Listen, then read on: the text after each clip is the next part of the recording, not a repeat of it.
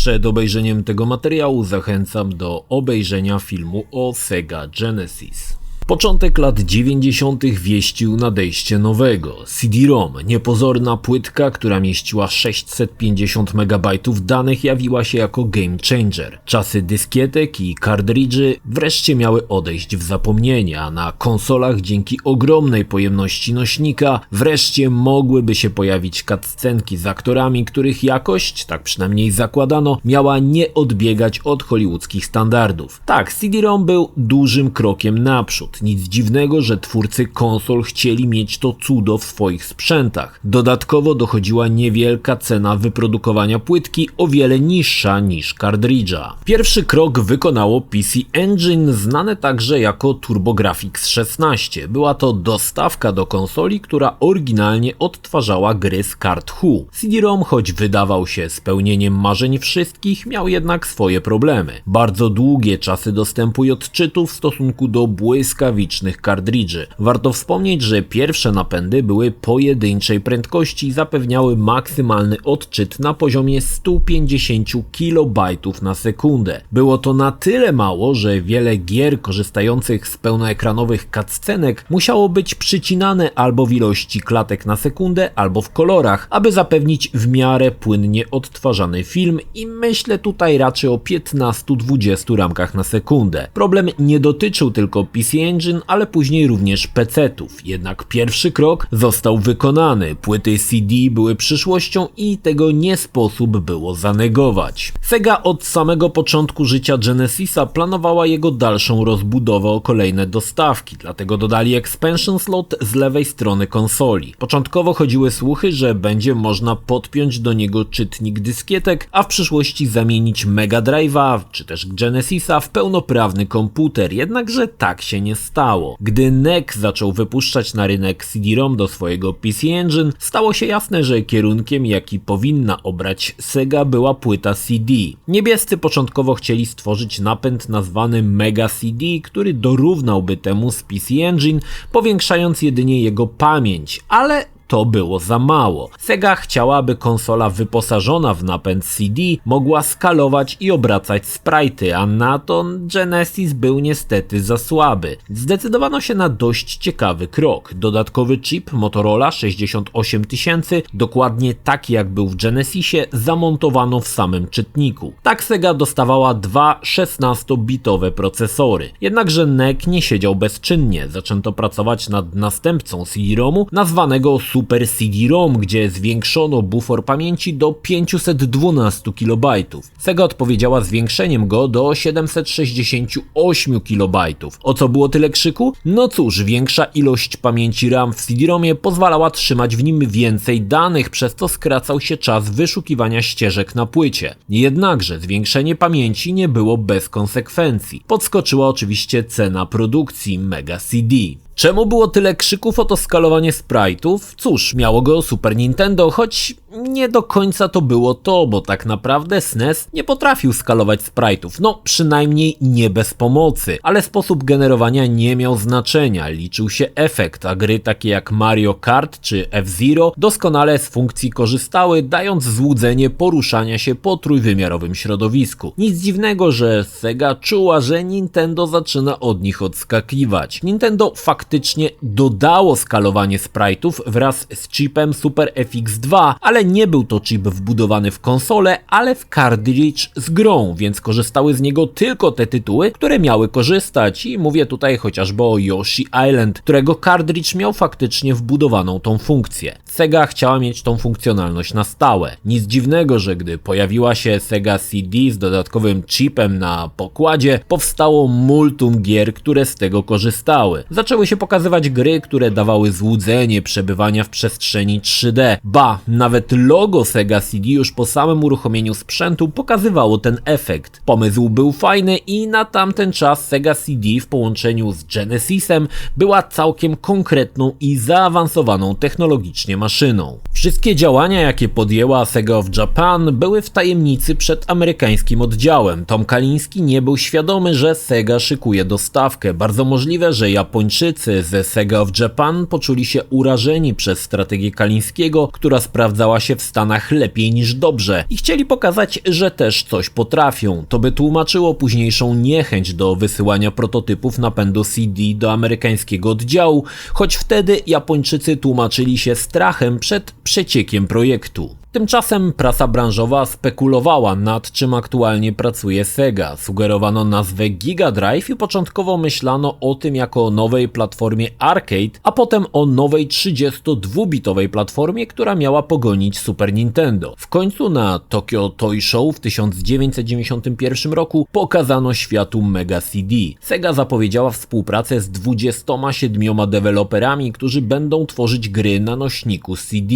Na premierę w Japonii miały być przygotowane 3 gry, jednakże wtedy na pokazie Sega miała tylko jedną grywalną produkcję. Nostalgia 1907. Była to tekstowa przygodówka, kiepski tytuł na start pojemnego nośnika, na którym miały znaleźć się filmowe cutscenki z aktorami. Pozostałe 2 gry były we wczesnej fazie developingu. Tom Kalinski rozumiał, co się stało i bardzo nie chciał do tego dopuścić podczas startu Sega CD w Stanach. Japońskie gry może i były atrakcyjne dla japońskiego gracza, ale dla amerykańskiego były to zwykłe gnioty. To dlatego kilka lat wcześniej Kaliński postawił na amerykańskich deweloperów produkujących gry dla amerykańskich graczy. Tym razem Japonia przygotowała na start gry, które od razu w Ameryce skreślały sprzęt na starcie. Jedyną słuszną decyzją, jaką mógł podjąć Kaliński, to nie wypuszczenie Sega CD na Amerykę, dopóki nie pojawią się odpowiednie tytuły. Choć niewiele to zmieni w przyszłości, ta decyzja na tamten czas była jedyną dobrą decyzją. Jednakże nie tylko Sega pracowała nad napędem CD. NEC przedstawił swoje Turbo Duo Super CD-ROM. Pojawiły się pierwsze plotki o CDI od Philipsa. Choć każda konkurencja stanowiła zagrożenie, to jednak Sega miała się dobrze. Genesis nadal w Stanach schodził z półek jak ciepłe bułeczki, a taki Philips ze swoim CDI zaczynał w zasadzie od zera, już nie wspominając o zaporowej premierowej cenie urządzenia wycenionej na $700.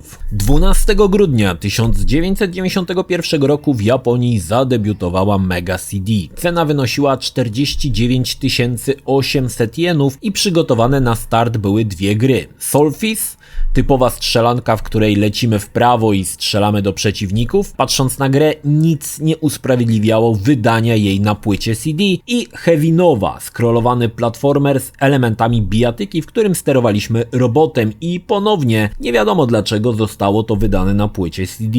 Z powodzeniem obie gry mogły zmieścić się nawet na mniejszych kartridżach. Start w Japonii był bardzo kiepski. Sprzedano 15 000 czytników, ale patrząc po grach, które miały zachęcić do wyciągnięcia portfela przez graczy, trudno się dziwić. Japonia była zupełnie nieprzygotowana do premiery sprzętu, który miał w przyszłości, przynajmniej w teorii, zmienić branżę gier wideo. Napęd pojawił się w 2 wersjach, nazwany w Japonii i Europie Mega CD i Mega CD 2, a w Stanach Sega CD i Sega CD Model 2. Pierwsza wersja była podstawką pod konsolę, przypominała bardziej stacjonarny czytnik płyt z kilkoma lampkami sygnalizującymi aktualne działanie. Ciekawie zrealizowano podpięcie pod konsolę. Sega Genesis miała expansion slot przecież z boku, więc zaprojektowano coś na zasadzie klamry spinającej konsolę i czytnik. Trzeba przyznać, że prezentowało się całkiem nieźle i fajnie pasowało do pierwszej rewizji Sega Genesis. W późniejszym okresie pojawi się Sega CD 2. Tym razem czytnik był montowany z boku konsoli, a wszystko stało na jednej podstawie należącej do Sega CD. Ale pojawił się problem, przecież na rynku była Sega Genesis Model 1 i 2. O ile obok bez problemu mieściła się Genesis drugiej generacji, to przecież ten pierwszy był o wiele dłuższy. I z tym sobie poradzono. Sega CD 2 była sprzedawana z plastikowym przedłużeniem obudowy, które przekręcało się od spodu 2 śrubami. Następnie na spód czytnika kładło się specjalne metalowe prowadnice i tak konsolę wczepiało się do czytnika. Pomysł, aby kupując konsolę jeszcze musieć coś dokręcać, był lekko poroniony, ale dzięki temu Sega CD Model 2 pasował do pierwszej i drugiej rewizji konsoli. Następnie podłączało się dodatkowo Sega CD kablem zasilania, a więc tak złożony Sega Genesis CD wymagał 2 wtyczek do prądu. Całość prezentowała się masywnie, ale mogłeś wybrać, czy chcesz iść z konsolą do góry, czy raczej w bok. Niemniej, postawienie takiego dziada przed telewizorem musiało robić niemałe wrażenie, a to i tak jeszcze nie koniec. Sega of America miała więcej oleju w głowie niż japońscy koledzy, no ale mieli Toma Kalińskiego, który pomimo straconej z góry niemal sprawy robił co mógł, aby jednak trochę tych napędów opchnąć. Sega CD zadebiutowała w Stanach na targach CES w 1992 roku z ceną $299,95. Premierę zapowiedziano w końcu na 9 listopad i planowano 20 gier na start z kilkoma kolejnymi dostępnymi niedługo potem. Co jak co, ale robiło to wrażenie, gdy przyrówna się to do bieda premiery w Japonii. Ale tak potężna ilość tytułów startowych miała powód. Kaliński przerzucił 30% deweloperów na tworzenie gier na płytach, przez co Sega of America stanie się największym deweloperem gier na Sega CD. Początkowo sprzedawano napęd w bundlu z 2 płytami. Pierwszą była Sega Classic Arcade Collection zawierająca 4 klasyczne gry arcade: Columns, Golden Axe, Street of Rage i Revenge of Shinobi. I drugą płytą był ten nieszczęsny Soul Fizz, co oczywiście na reklamach było promowane, że dają aż 5 gier w zestawie. Do tego w pudełku mogliśmy znaleźć jeszcze sampler Audio CD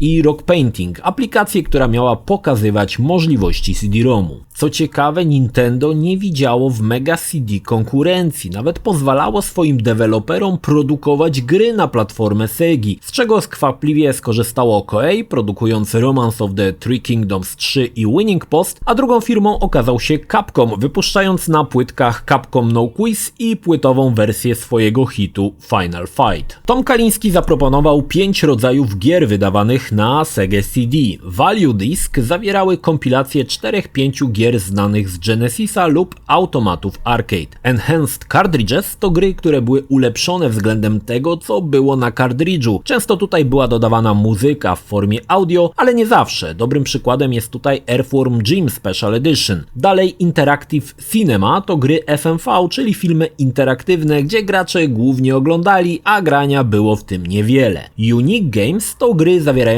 wczesną grafikę 3D oraz seria Make My Videos, czyli seria programów użytkowych tworzonych we współpracy z gwiazdami muzyki. Programy polegały na montowaniu klipu danego zespołu, Criss Cross czy Marky Marka z dostępnych urywków innych klipów. Jeśli dla Was brzmi to głupio, to się nie mylicie, było to głupie i zupełnie niepotrzebne. Seria Make My Videos była spektakularną klapą i znalazła się w wielu listach jako najgorsza gra wszechczasów. Game Informer odsłonie z Marky Markiem dał pierwszy raz w historii ocenę 0/10, więc sami rozumiecie, z czym mamy tutaj do czynienia. Sega CD wystartowała do sklepów z całkiem niezłym wynikiem. Według Segi poszło 200 000 sztuk sprzętu na start, a kolejne 70 000 poszło w przeciągu 3 tygodni od premiery. Całkiem nieźle. Niestety tutaj problemem okazała się zupełnie niezrozumiała polityka cenowa. Sega CD była droga. Bardzo droga, jednak nie to było problemem, a same gry. Nośnik CD był nieporównywalnie tańszy w produkcji niż kartridż, ale gry na płytach były o dziwo droższe niż ich odpowiedniki na kartach. Dochodziło do absurdalnych sytuacji, gdy dokładnie tą samą grę na obu nośnikach dzieliła przepaść cenowa, a gracze wszak mogli wybrać, mając Sega CD,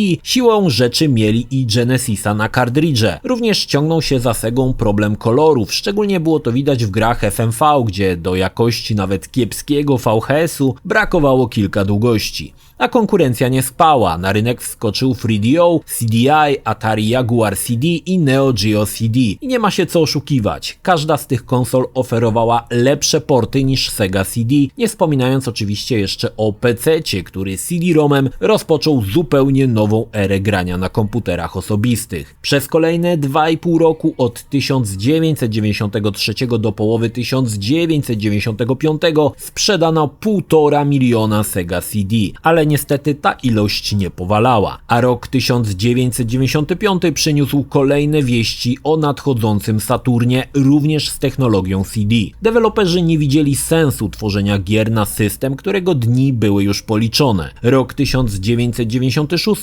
był ostatnim rokiem wspierania Sega CD. Potem wszyscy już patrzyli w przyszłość, na Saturna. A jak to wyglądało w Europie? Europie, jak się domyślacie, bez szału. W Wielkiej Brytanii cena Mega CD wynosiła 270 funtów. Absurdem było to, że tańsza wersja Mega CD 2 została zapowiedziana przez Japończyków, zanim pierwsza wersja Mega CD trafiła do sklepów. Jak się zapewne domyślacie, takim ruchem rynku nie zawojowali. Poszło 65 tysięcy pudełek w samej Brytanii. Wiele europejskich krajów nie widziało zupełnie sensu wstawiania droższego pierwszego modelu Mega CD, gdy jego druga iteracja była już w produkcji. Woleli poczekać na tą tańszą wersję i tak też się stało. Szacuje się, że jedynie 4% posiadaczy Mega Drive'a kupiło Mega CD. Oczywiście głównym powodem była absurdalna cena. Dla europejskiego oddziału Segi był jeszcze jeden problem – Amiga CD32. Commodore miało silną, ugruntowaną pozycję na rynku europejskim. Amiga miała ogromną bazę dobrych i porządnych gier. CD32, o którym też powstanie materiał, oferował właśnie te znane, lubiane gry na płytach CD. Jednakże Kaliński dwoił się i troił, aby coś ugrać na poletku gier płytowych. Nie bez znaczenia jest fakt, że dał zielone światło na kontrowersyjny Night Trap, który stał się jednym z najgłośniejszych tytułów. No cóż, skąpo ubrane dziewczyny uciekające przed wampirami można było oglądać w kinie, ale na konsolach do gier nie ma mowy. Kontrowersja jednak rodziła ciekawość graczy i Night Trap zdobywał o wiele większą popularność niż na to zasługiwał, choć niestety na niewiele się to zdało. Dziś Mega CD to głównie przedmiot kolekcjonerski dla graczy retro. Nie znaczy, że nie może zupełnie nic zaoferować, wręcz przeciwnie, mamy tutaj ciekawą bibliotekę gier, również ekskluzywnych dla tej konsoli. Bardzo ciekawym przykładem jest Earthworm Jim, który oryginalnie wyszedł na Mega Drive'a, jednak postanowiono go wypuścić również na płycie CD. Nie był to port 1:1, dodano nową muzykę, intro czy poziomy i jak twórcy podają około 1000 nowych klatek animacji. Jednakże czy to usprawiedliwiało wysoką cenę gry na płycie? W mojej opinii nie bardzo. W podobnym stylu wydany Spider-Man vs. Kingpin, który był portem z kartridża, ale dorzucał animowane cutscenki i poziomy. Gra była też mniej liniowa niż wcześniejsza wersja. Dalej absolutnie wyjątkowa gra, jaką był Snatcher, wydany w Japonii, Ameryce i Europie. Była to pierwsza samodzielna gra Hideo Kojimy. Tutaj odsyłam do materiału Retro Story poświęconego tej grze. Snatcher pokazał się tylko i wyłącznie na Sega CD i Mega CD. Jest to dzisiaj najdroższa i najbardziej poszukiwana gra na ten system. Wbrew pozorom, choć Hideo zrobił grę w stylu digital novel, ta korzystała z dobrodziejstw nośnika. Animacje, muzyka, i nie było alternatywy, aby w nią zagrać na kartridżu. Oczywiście mamy też tutaj mnóstwo strzelanek FMV. Niektóre są poniżej jakiejkolwiek krytyki, jak na przykład Corpse Killer, który w takiej formie nie powinien być nigdy wydawany na cokolwiek. Konwertowano również sporo gier z laserdisków. Road Avenger, Time Girl, Ninja Hayate czy Cobra Command były prymitywnymi do bólu grami, ale oferowały robiącą wrażenie oprawę w postaci fragmentów animowanych filmów. Kolejną perełką jest Heart of the Alien, czyli druga część kultowego cinematic platformera od Erika Shai. Wspominam tutaj o nim dlatego, że na Sega CD powstał jedyny znany sequel gry, od którego co prawda odcina się sam Erik, który nie chciał brać udziału w produkcji kontynuacji, ale trzeba przyznać, że gra robi wrażenie animacją i poziomem skomplikowania scen, których w pierwszej części nie uświadczymy. Na pewno warto sięgnąć po Sonic CD, który jest uważany za najlepszą odsłonę ponaddźwiękowego jeża na konsolę Genesis. Również gry od American Laser Games, czyli popularne celowniczki, trafiały na konsolę. Warte wspomnienia jest chociażby Tomcat Alley, gdzie jako pilot myśliwca walczymy z Sowietami. Całość okraszona pełnoekranowymi scenkami FMV. Swojego czasu recenzenci się rozpływali i gra zdobyła całkiem wysokie noty. Niestety dziś gry na Sega CD czy Mega CD to zabawa dla sułtanów internetu. Ceny nawet gorszych tytułów są wysokie, a za takiego Snatchera to już trzeba szykować nerkę do transplantacji. Niemniej jest dużo fajnych i ciekawych gier, ale trzeba przyznać szczerze, jeśli gra była multiplatformowa, to niestety Mega Mega CD miała najgorszą jej wersję. Czy Sega CD mogła stać się hitem? W mojej opinii tak, z pewnymi założeniami. Bezsensownie Sega chciała drugiego procesora obliczającego rotujące sprite'y. Owszem, robiło to wrażenie, ale cena podstawki podskoczyła. W mojej opinii trzeba było popracować nad nieszczęsną paletą barw. Niezbyt przemyślana polityka cenowa zabiła Sega CD, zanim jeszcze trafiła na półki. Gdyby nawet sam sprzęt był drogi, ale gry tańsze niż te na kartach, mogłoby to zaskoczyć, a tak nie dość, że musiałeś kupić drogą dostawkę, to jeszcze kupować droższe gry, których często wersje na kartach były dostępne w mniejszej cenie. Zupełnie bez sensu. Dobrą drogą było pójście w gry FMV, gracze tego pragnęli, a nośnik CD sprzyjał, aby takie gry tworzyć. Jednakże wiele z nich to upitolone na szybko gnioty bez ładu i składu, np. Corpse Killer czy Loadstar. Dalej złe tytuły dodawane w bundlu. Solfis to jakiś dziad, który nawet na kartridżu by się nie sprzedawał, a tutaj upchnięto go na płytę CD, choć zupełnie nie korzystał z pojemności nośnika. Kiepski, generyczny shooter, o którym lepiej zapomnieć. Patrząc na gry na Mega CD, nie da się oprzeć wrażeniu, że zrobili ten sam błąd co przy Saturnie, wypuszczając na nośniku tytuły, które były maksymalnie na kilkadziesiąt minut, a potem nie było sensu w nie grać ponownie. Tym bardziej, że koszt zakupu gry był wysoki. Wprowadzenie segmentacji graczy na tych z nośnikiem CD i tych bez było kolejnym kiepskim pomysłem. Sega powinna skupić się na grach ekskluzywnych, aby zachęcić graczy do systemu, a nie odgrzewać niczym nie różniące się kotlety. Segmentacja będzie pogłębiana wraz z dostawką 32X, gdzie dojdzie do absurdalnej sytuacji, gdy na jedną konsolę będą wydawane gry na kartach, na Sega CD i Sega CD 32X. Mało kto się w tym wszystkim łapał. Dziś patrząc na Sega CD, ruchy Segi, jak i same gry, nie można być zdziwionym, że to nie pykło. Nie mogło. Zbyt dużo rzeczy nie zagrało już na etapie projektowania i podejmowania decyzji. Niemniej Sega CD czy Mega CD to fajny sprzęcik dla retromaniaków. Wyszło sporo całkiem niezłych i unikalnych gier, w jakie nie zagramy na innej konsoli. A już niedługo ostatni z dodatków do monstrum Segi, czyli 32X. Kolejny projekt, który nie mógł się udać i się nie udał.